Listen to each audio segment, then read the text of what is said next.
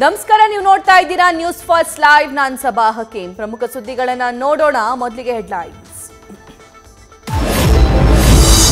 ಸಿದ್ದರಾಮಯ್ಯರೇ CM ಅವಧಿ ಪೂರ್ಣ ಮಾಡಲಿ ಅಂತ ಸಚಿವರ ಹೇಳಿಕೆ. ಯಾರೇನೇ ಮಾತಾಡಿದ್ರೂ ಮೌನಕ್ಕೆ ಮೊರೆ ಹೋಗಿರೋ ಡಿಸಿಎಂ ಡಿಕೆ ಶಿವಕುಮಾರ್. ಸೈಲೆನ್ಸ್ ಹಿಂದೆ ಇರುವ ಸೂತ್ರವೇನು?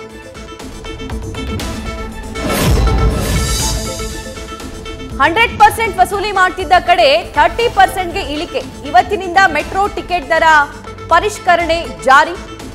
ಜೇಬಿಗೆ ಭಾರವಾಗಿದ್ದ ಪ್ರಯಾಣ ದರದಿಂದ ಸ್ವಲ್ಪವಾದರೂ ರಿಲೀಫ್ ಸಿಗುತ್ತಾ ಅಂತ ಪ್ರಯಾಣಿಕರ ಸಮಾಧಾನ.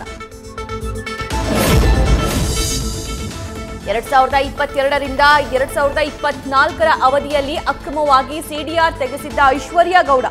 ಹೈಕೋರ್ಟ್ ತಡೆಯಾಜ್ಞೆಗೆ ಮೊದಲೇ ಸರ್ವಿಸ್ ಪ್ರೊವೈಡರ್ಗಳಿಂದ ಮಾಹಿತಿ ಕೋರಿದ್ದ ತನಿಖಾಧಿಕಾರಿ. ಆದಾಯ ತೆರಿಗೆ ಇಲಾಖೆಗೂ ಕೇಸ್ನ ಮಾಹಿತಿ ನೀಡಿ ಪತ್ರ ಬರೆದಿರೋ ಆಯೋ. ಬೆಳಗಾವಿಯಲ್ಲಿ ಬೇಸಿಗೆ ಆರಂಭಕ್ಕೂ ಮುನ್ನವೇ ನೀರಿಗಾಗಿ ಹಾಹಾಕಾರ. ಜಲಾಶಯಗಳ ಭರ್ತಿಯಾಗಿದ್ರೂ ಕುಡಿಯೋ ನೀರಿಗೆ ಪರದಾಟ. ಖಾಲಿ ಕೊಡಗಳನ್ನ ಹಿಡಿದು ಜೀವ ಜಲಕ್ಕಾಗಿ ಪ್ರತಿಭಟನೆ.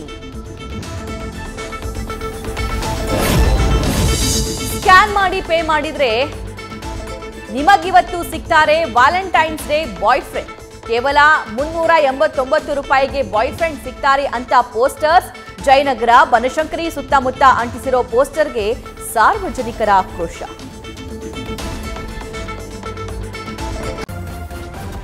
ನ್ಯೂಸ್ ಫಸ್ಟ್ ನಿರ್ಭೀತಿಯಿಂದ ನಿಮ್ಮ ಪರವಾಗಿ.